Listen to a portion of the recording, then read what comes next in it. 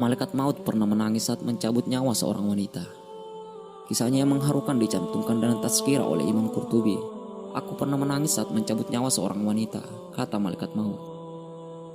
Saat itu ia baru saja melahirkan di padang pasir. Aku menangis saat mencabut nyawanya karena mendengar bayi tersebut menangis dan tidak ada seorang pun ada di sana. Tanpa sepengetahuan malaikat maut, karena ia hanya ditugaskan untuk mencabut nyawa. Allah Subhanahu wa Ta'ala lantas menyelamatkan bayi itu dengan caranya, hingga kemudian ia tumbuh besar dan menjadi seorang ulama yang dicintainya. Dalam riwayat lainnya diceritakan kisah yang berbeda. Malaikat maut ditugaskan mencabut nyawa seorang wanita yang tenggelam di sungai, yang membuatnya menangis.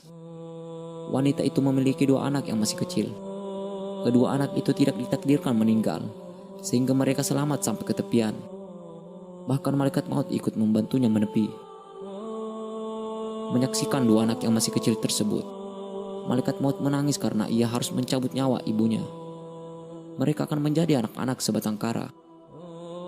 Tahun demi tahun berlalu, 2 anak itu akhirnya tumbuh dewasa.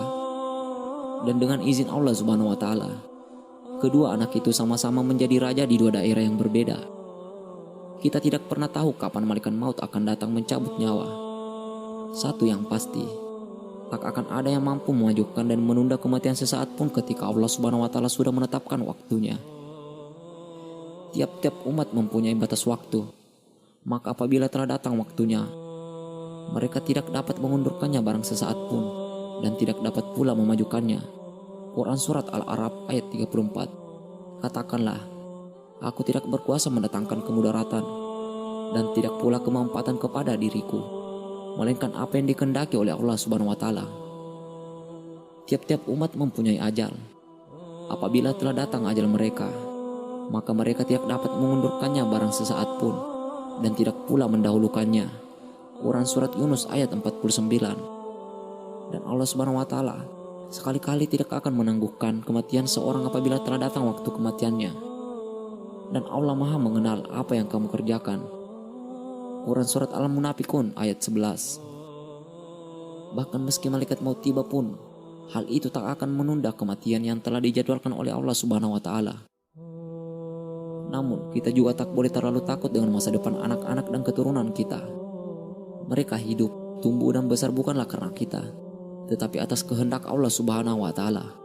Seperti kisah di atas, bahkan ditinggal oleh orang tuanya sekalipun, Allah Subhanahu wa Ta'ala yang akan menjaga mereka. Yang justru perlu kita persiapkan dan lebih kita perhatikan adalah bekal kita menghadapi kematian. Siapkah kita menghadapi alam barzakh? Siapkah kita menghadapi hari kebangkitan? Siapkah kita menghadapi yaumul hisab saat seluruh amal kita dibuka di hadapan seluruh makhluk? Sudahkah kita memikirkannya? Seandainya malaikat maut datang secara tiba-tiba kepada kita, di mana tempat tinggal kita nantinya, surga atau neraka?